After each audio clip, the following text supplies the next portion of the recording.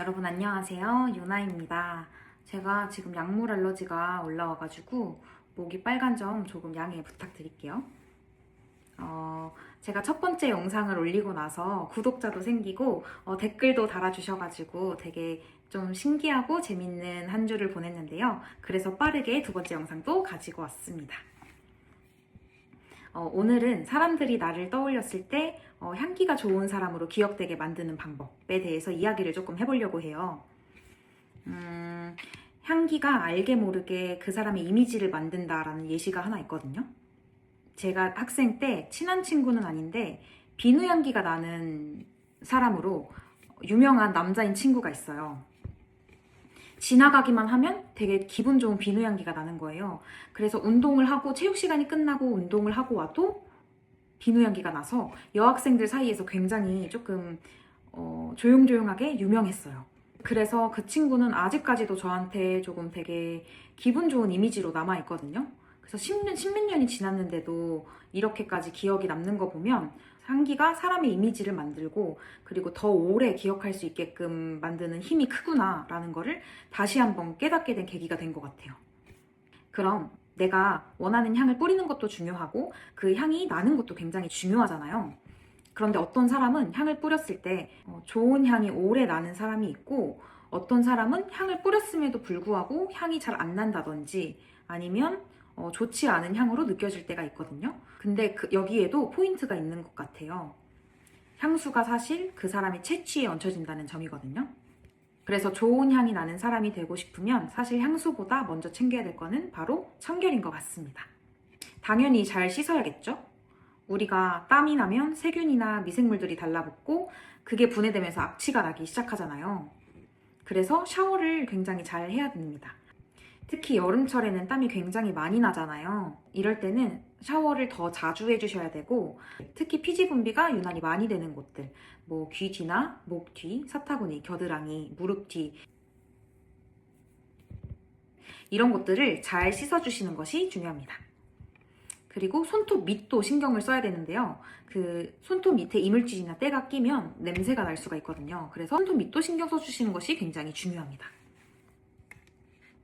그리고 이제 여름이 다가오고 있잖아요. 여름철이라 땀이 많이 나시는 분들은 데오도란트 같은 것들을 사용해서 미리 예방하는 것도 추천드리는 방법 중 하나입니다. 두 번째는 옷인데요. 보통 옷을 한 번 입고 땀을 안 흘렸다고 생각하시거나 아니면 몇 시간 안 입었다고 생각했을 때 다음에 한 번 더 입어야지 라고 생각하시는 경우들이 있어요. 근데 그게 바로 냄새 원인이 될 수가 있습니다. 사람이 피지가 분비가 되고 그 피지가 옷에 묻게 되잖아요. 그랬을 때 피지 냄새가 옷에서 날 수가 있다는 점인 거죠. 또 움직이다 보면 땀이 조금씩 나게 되고 그 땀이 옷에 흡수가 되는 경우가 굉장히 많습니다. 이제 보통 패브릭 스프레이를 뿌린다고 해도 겉에만 뿌리게 되지 안쪽에는 관리하는 것이 굉장히 힘들잖아요. 그러다 보니까 옷에서 묘한 냄새로 이어질 수가 있습니다. 세 번째는 공간입니다. 좀 오래된 공간이나 아니면 지하 같은 곳 가면 좀 쿰쿰한 냄새 많이 나는 걸 느껴보신 적 있으실 거예요. 그게 왜 그런가 생각을 해보면 환기가 잘 안 돼서 그런 경우가 있거든요. 그런 곳들은 굉장히 곰팡이도 많이 생길 가능성이 높고 그런 곰팡이들도 인해서 냄새들이 쌓이면서 방 안을 가득 메우게 되는 경우가 있죠. 그러면 공간의 냄새가 안 좋게 되면 결국에는 내 향기도 안 좋게 될 가능성이 굉장히 높아요. 고기 구워 먹으러 갔을 때 그 고기 냄새가 내 머리카락과 옷에 배게 되잖아요. 마찬가지로 공간에 있는 냄새도 나에게 뵐 가능성이 굉장히 높다라고 생각을 해주시면 좋을 것 같아요. 지금까지는 냄새가 나는 원인에 대해서 이야기를 했다면 이제는 좋은 향이 나기 위해서 어떻게 해야 되는지에 대해서 한번 이야기를 해볼게요. 먼저 공간향입니다. 내가 머무는 공간의 향이 내 냄새를 덮을 수가 있거든요.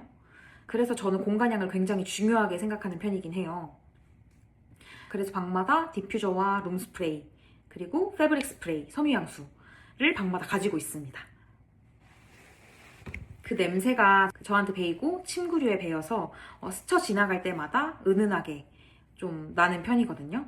저희 집에 오는 친구들마다 이 냄새는 유난의 집 냄새잖아 라고 말하는 친구들도 굉장히 많고, 너네 집 향 되게 좋다 라고 말하는 분들도 굉장히 많았어요. 그리고 두 번째는 침구류와 옷인데요. 의외로 놓치는 부분 중에 하나가 침구류입니다. 우리는 매일 이불을 덮고 자잖아요. 근데 땀과 피지가 이불에 묻기 때문에 적어도 일주일에 한 번은 이불을 세탁을 해주셔야 돼요. 그리고 옷도 마찬가지로 옷에서도 좋은 향기가 묻어 나올 수 있도록 세탁을 잘 해주시고 섬유유연제를 잘 활용을 해서 잘 말려주시는 것이 굉장히 중요합니다. 그 다음은 향수입니다. 제가 향기가 좋다는 말을 좀 많이 듣는 편인데요. 저는 향수를 뿌릴 때 절대 비비지 않고 손목에 뿌리고 그리고 귀 뒤에 한 번씩 뿌려주고 있는 편이고요. 향수는 외출할 때는 거의 매일 뿌리는 편이긴 합니다. 그리고 또 하나 중요한 게 있습니다. 바로 보습인데요. 보습감을 잡으면서 동시에 은은하게 향이 날 수 있도록 바디로션을 열심히 바릅니다. 향수를 뿌리신다면 향이 섞일 수도 있으니까 무향의 바디로션을 바르는 것이 하나의 팁이 될 수가 있습니다. 오늘 말씀드린 여러 가지를 실천해 보시면 너 되게 좋은 향기 난다 이런 얘기를 꼭 들어보실 수 있을 거예요. 내 이미지를 업그레이드 시킬 수 있는 방법뿐만 아니라 나를 기억하게 만드는 가장 강력한 방법 중 하나라고 생각합니다. 오늘도 제 영상 끝까지 봐주셔서 너무 감사하고요. 제 영상이 도움이 되셨다면 구독과 좋아요도 한 번씩 눌러주세요. 감사합니다.